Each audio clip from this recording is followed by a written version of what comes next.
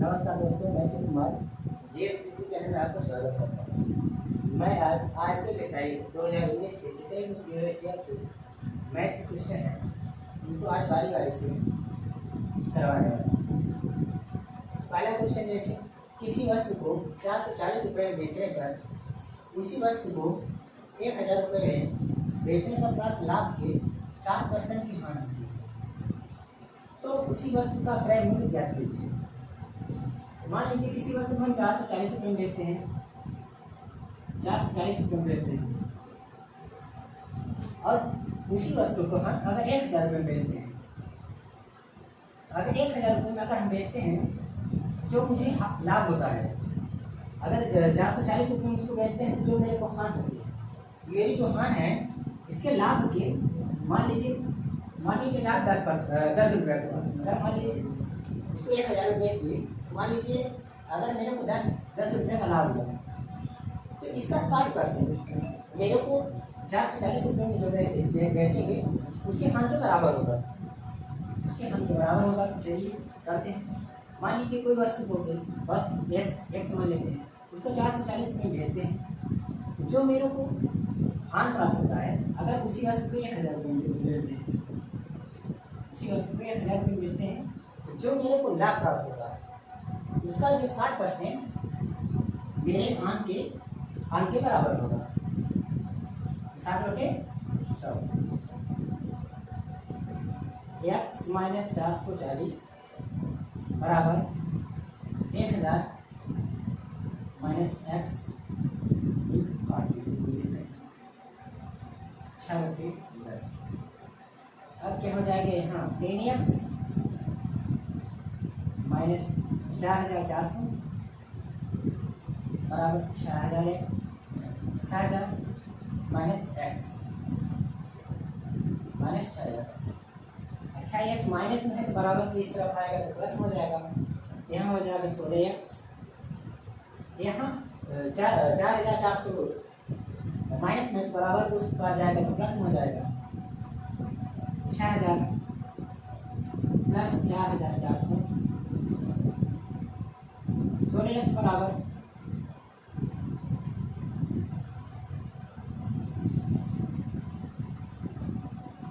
x बराबर क्या हो जाएगा,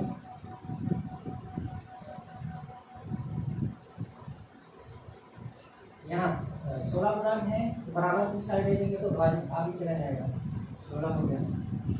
x बराबर क्या हुआ 16 छक्का 96, कितना बचा 8 बचा, ये हो गया 80, 16 पंचे 80, यहाँ 0 बचा, ये 0 आ गया, कितना हुआ 650। मेरी कास्ट प्राइस क्या हुई 650, क्योंकि जितना मेरे को लाभ हुआ है लाभ का 60% मेरे हान के बराबर हुआ है। अगर जितना मेरे को लाभ हुआ, अगर मान लीजिए मेरे को 1000 में बेच देते हैं, आपको प्रूव करवाते हैं कैसे।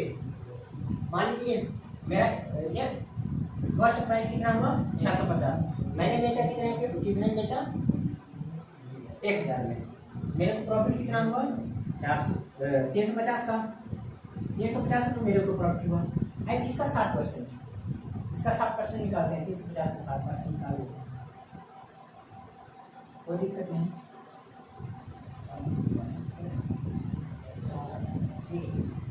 210 रुपये, 210 रुपये की मेरे को हान हुई है, तो इसमें 440 में 210 अगर जोड़ देंगे मेरे को कास्ट प्राइस मिल जाएगी 210 जोड़ते हैं 440 में प्लस 210 क्योंकि 350 का 60% 210 के बराबर होता है, क्योंकि यही बोला है क्वेश्चन कि मेरे को लाभ के 60% के बराबर हानि होती है।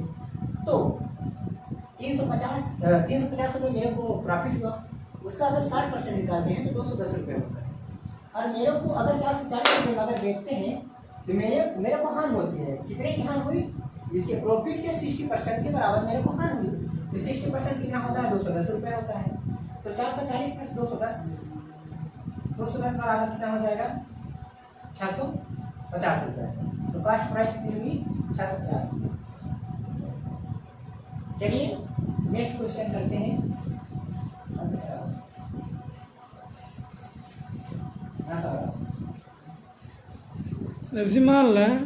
दूसरे प्रश्न को उत्तर देते हैं। दूसरा प्रश्न क्या है? 84 लीटर मिश्रण में दूध और पानी का अनुपात 3:4 है। यदि यह अनुपात बदलकर 3:5 हो जाता है तो मिश्रण में मिलाए जाने वाले अतिरिक्त पानी की मात्रा लीटर में बताइए।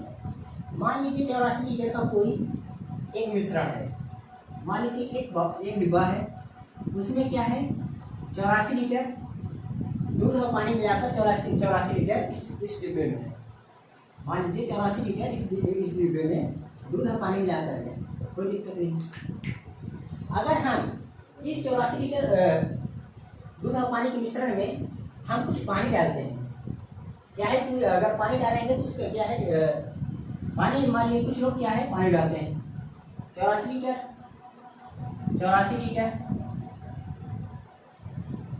लीटर मिश्रण में दूध और पानी का अनुपात कितना है? कितना अनुपात है? 3:4। मान लीजिए हम यहाँ 3 लीटर अगर दूध इसमें है तो 4 लीटर क्या है पानी है, लेकिन इसका अनुपात बताया गया है, ना कि ये 3 लीटर है ना ही ये 4 लीटर है। ये रेशियो दिया गया है 3:4। ठीक है, 3:4 में ये 84 लीटर दूध और पानी का मिश्रण है। कितना रेशियो में? 3:4। मान लीजिए इसमें हम पानी मिलाते हैं, अब पता नहीं मेरे को कितना पानी मिला रहे हैं। मिलाने के बाद उसका मिश्रण क्या हो जाता है? मिश्रण का अनुपात क्या हो जाता है? 3:5। क्या हो जाता है? मिलाने के बाद क्या हो जाता है? 3:5। पहले मेरा दूध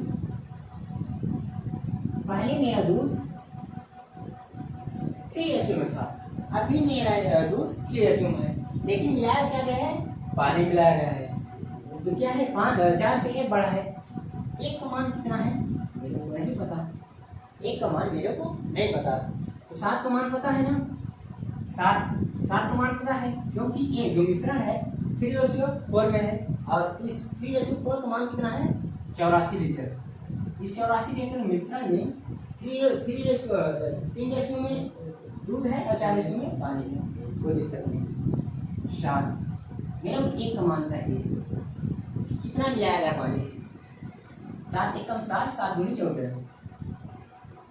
मेरे को 12 लीटर इस मिश्रण में मैंने 12 लीटर अतिरिक्त पानी मिलाया, जिससे इस मिश्रण का अनुपात 3:5 हो गया।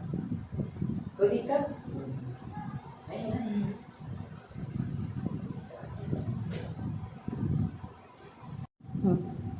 तो सिक्कों का अनुपात क्या है? 3:5:7। तो सिक्कों का मूल्य क्या है? 1 रुपये, 5 रुपये, 10 रुपये। मान लीजिए 1 रुपये वाले सिक्कों की संख्या मेरे पास 3 है, तो मेरे पास 3 रुपये हो जाएगा।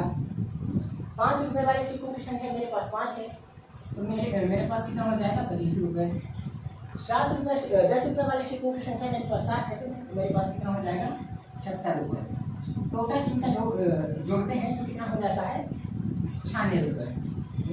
98 रुपये। 70, 20, 90, 90, 90, 8, 98 रुपये। 98 रुपये हुए, और एक्चुअल में इसकी वैल्यू कितनी है? 686 रुपये। 1 रुपये का वैल्यू मेरे को पता करना है। 1 का मान क्या हो जाएगा? 686 बटे 98। 98 ऐसे कितनी बार कटेगा? 7 बार। 7 बार। हाँ, तो 10 रुपये वाले सिक्कों की संख्या आपको पता करना है, तो 7 अनुपात है, तो 7 × 7 बराबर 49। मतलब 10 रुपये वाले सिक्कों की संख्या कितनी है? 49।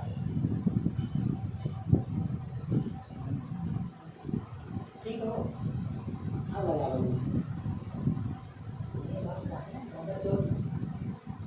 क्वेश्चन की ओर चलता हूँ। चौथा क्वेश्चन क्या है? शीशे के 1 वर्ग के टुकड़े का संपूर्ण क्षेत्रफल 1444 सेंटीमीटर है, जो कि एक मेज के ऊपर रखा है।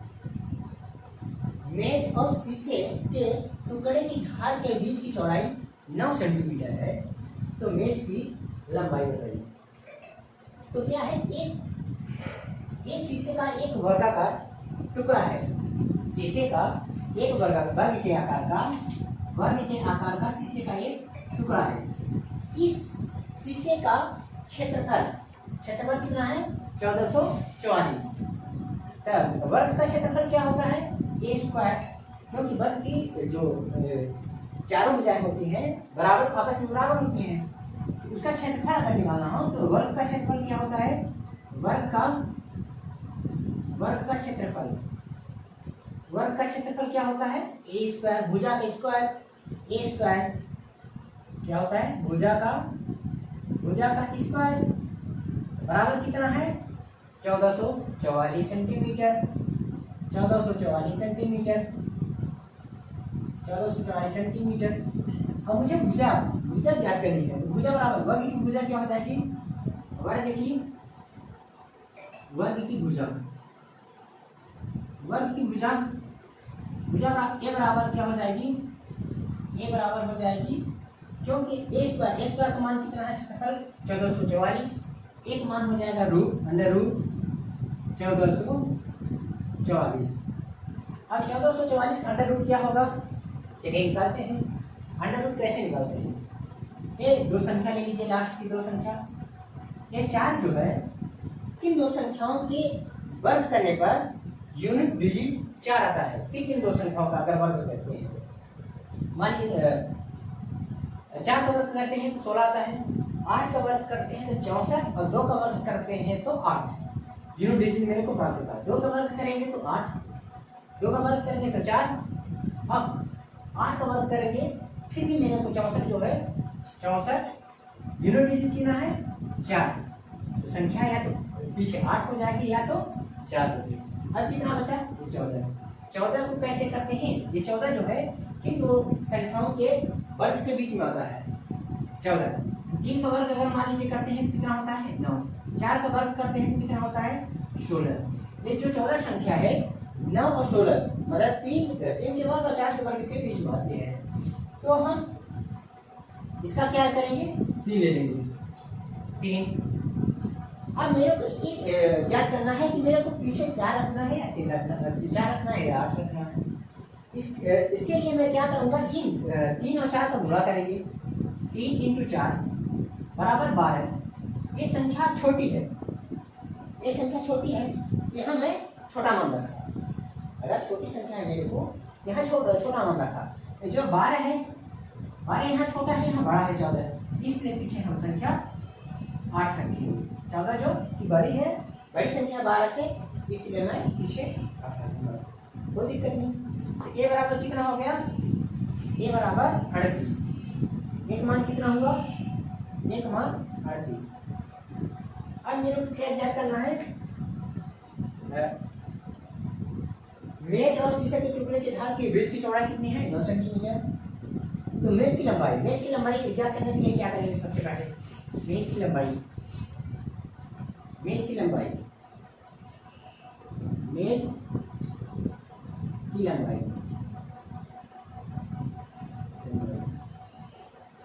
वर्ग की भुजा 38 प्लस जो उन दोनों के मेज और शीशे के टुकड़े के बीच की जो चौड़ाई है, 9 × 2 बराबर कितना हो जाएगा, 38 + 18 बराबर 56 सेंटीमीटर। तो मेज की लंबाई कितनी हो जाएगी, 56 सेंटीमीटर। समझ में आ गया।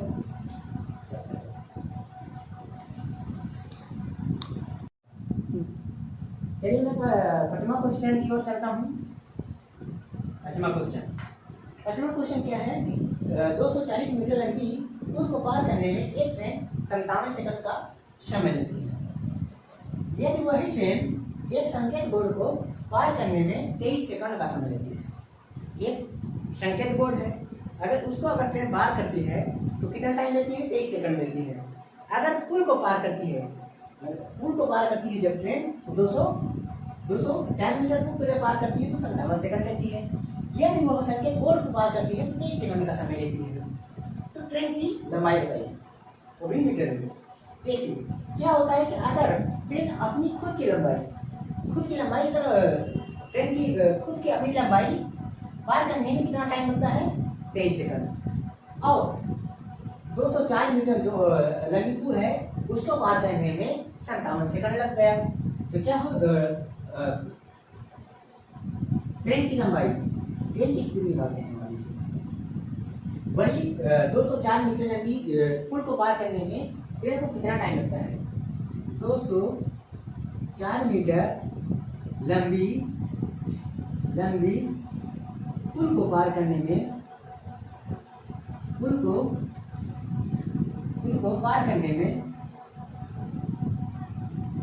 पार करने में ट्रेन द्वारा लिया गया समय, ट्रेन द्वारा लिया गया समय,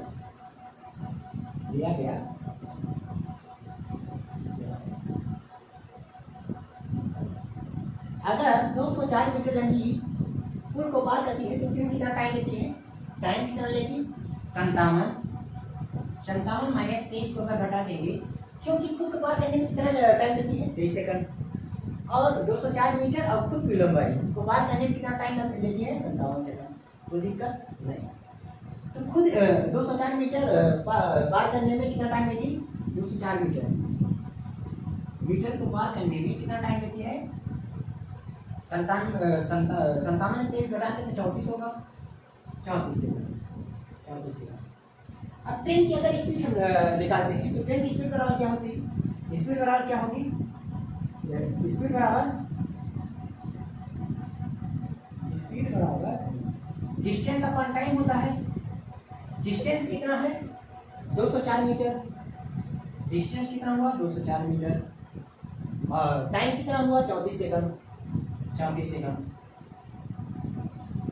इसको काटेंगे तो कितनी बार कटेगा 6 बार, 6 मीटर पर सेकंड। ट्रेन की स्पीड कितनी हो जाएगी 6 मीटर पर सेकंड। मेरे को 23 सेकंड में अगर 23 सेकंड में अगर ट्रेन की स्पीड कितनी है 6 मीटर पर सेकंड, तो 23 सेकंड अगर ट्रेन को चलाएं 6 मीटर पर सेकंड की स्पीड से तो कितनी दूरी डिस्टेंस कर लेगी। देखते हैं 6 गुणे 23 बराबर 138 मीटर।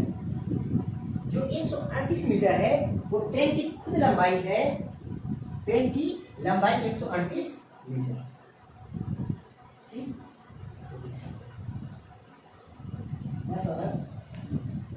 चलते हैं। नेक्स्ट क्वेश्चन क्या है, एक दुकानदार एक उत्पाद को 2370 रुपये में बेचता है और 12.5% प्राप्त होता है। उस राशि को बताइए जो उत्पाद के क्रय मूल्य के आधे के बराबर है। ठीक है ना। मान लीजिए एक दुकानदार है, वो 2370 रुपये में कोई उत्पाद को बेचता है, किसी उत्पाद को बेचता है। अगर 2370 रुपये में वो बेचता है किसी उत्पाद को तो 12% 12.5% उसको लाभ होता है। तो पहले हम क्रय मूल्य निकालते हैं, इस उत्पाद का क्रय मूल्य। इस उत्पाद का क्रय मूल्य कैसे निकालते हैं, क्रय मूल्य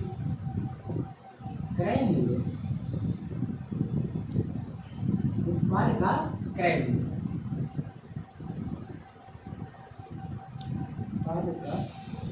उत्पाद का क्रय मूल्य। ये जो 2367 रुपया है उसका वैल्यू क्या है, उसकी वैल्यू क्या है 2367 रुपये जो है उसकी वैल्यू कितना है 112.5% के बराबर है।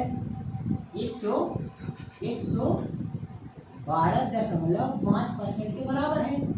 112.5% के बराबर कितना मान है इसका 2367 रुपये। मेरे को 100% चाहिए, 100% कोई चीज फर्स्ट प्राइस हमेशा 100% होती है। 100% परसेंटेज से परसेंटेज हटा देंगे, इस परसेंटेज ये परसेंट करते हैं, एक दशमलव ऊपर जाएगा, यहाँ दशमलव हटेगा, तो यहाँ 0 आएगा, नीचे 0 ऊपर चलेगा, ये हो गया 1000। अब काटा विलेज डिजिटल सम लगा दी है। हाँ लगा। डिजिटल 5 से करना कटोरी। नहीं डिजिटल सम कहाँ तक तुरंत लगा दी थे। अब आखिर अब ये चला जो गाड़ी देखा डिजिटल सम इस पर लगा दी ठीक है। चार का ऑप्शन बताओ जल्दी से। चार का ऑप्शन बताओ तुरंत हमें डिजिटल सम बता दीजिए।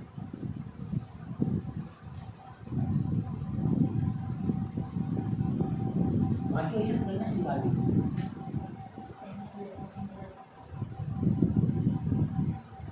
ऑप्शन पर 1052, 1052, 1062, 1062, 1042, 1042, 1042। देखा क्योंकि हम सरला तो देखा कि नहीं मतलब इतना क्वेश्चन तो हल ना करा पाया जब अगर इतना बड़ा दे दिया तो हल ना करा तो तुरंत डिजिटल सम लगा होगा तो हर आंसर आ जाए। तो 6 6 2 8 यहाँ 8 आई डिजिटल सम यहाँ कितना आवा 7 1062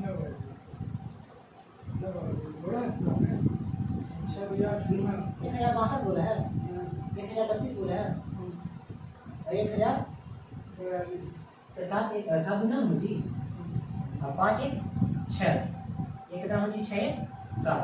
अब हम ये देखेंगे डिजिटल सम करने के तौर पे 6 5 7 यही चारों ऐसे रहते हैं। आज एक हम डिजिटल सम लगा देंगे ठीक है। 7 2 9 6 3 9 कोई दिक्कत नहीं है। दूसरी 4 4 5 9 अरे इन डिजिटल सम ना लगा अरे ये कटाई हमें अगर 3 और 6 9 3 6 का संख्या वाला है तीनों डिजिटल सम ना लगा नहीं फंस जाओगे सही बोला 2370 बल्कि गुणा करेंगे तो ठीक रहेगी 1125 गुणे 50 कोई दिक्कत नहीं है। 500 गुणे 1000 अब एक हम गुणे निकाल हम निकाल सकते हैं 1500 से